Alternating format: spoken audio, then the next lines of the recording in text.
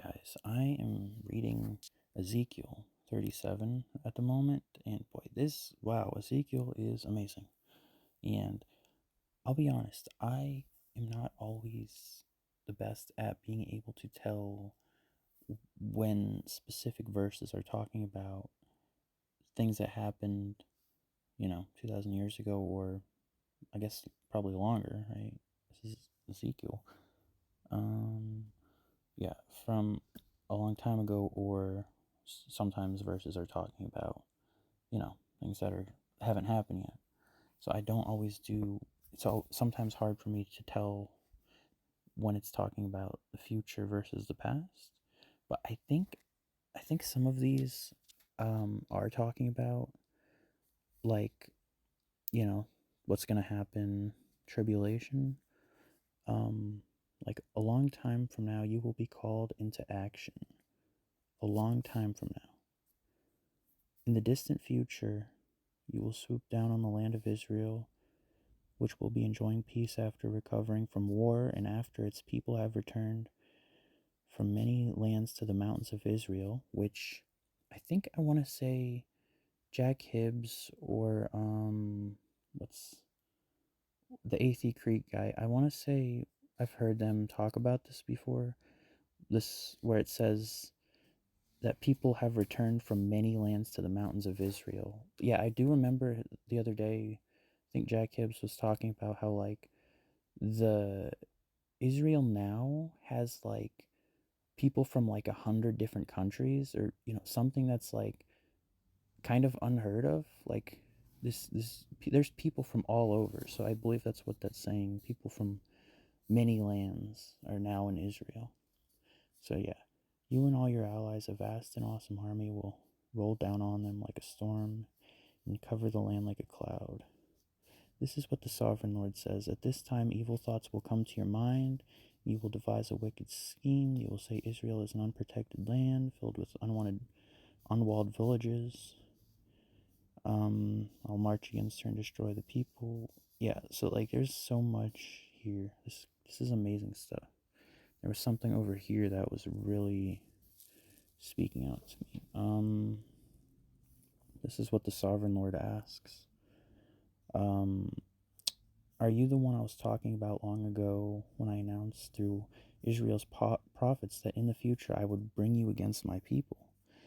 This is what the sovereign Lord says. When Gog invades the land of Israel, my fury will boil over. In my jealousy and blazing anger, I promise a mighty shaking in the land of Israel on that day. All living things, the fish in the sea, the birds of the sky, the animals of the field, the small animals that scurry along the ground, and all the people on earth, I believe it's clear, whoever's still on earth, got to be careful that I'm not, like, adding to it, but I believe that's what that means.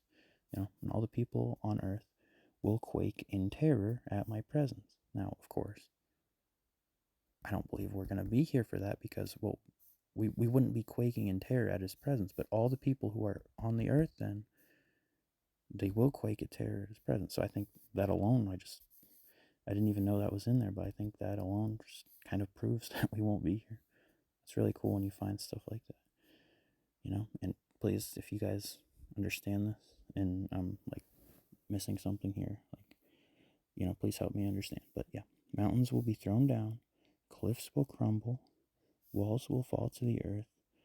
I will summon the sword against you on all the hills of Israel, says the sovereign Lord. Your men will turn their swords against each other. I will punish you and your armies with disease and bloodshed. I will send torrential rain, hailstones, fire, and burning sulfur. In this way I will show my greatness and holiness, and I will make myself known to all the nations of the world. Then they will know that I am the Lord. So, like, we were just talking the other day about how, like, I believe it's clear that God's going to end the world with fire instead of water this time. Did I tell you guys that? I know I made a video about it. I don't think I posted it yet. Um, because I was saying how, like, I realized, like, well, when the flood came, the first judgment of the world, he destroyed the world with water coming out of the ground, because it wasn't from rain, it was coming up. And instead of water coming up, I believe God's going to end the world with fire coming down.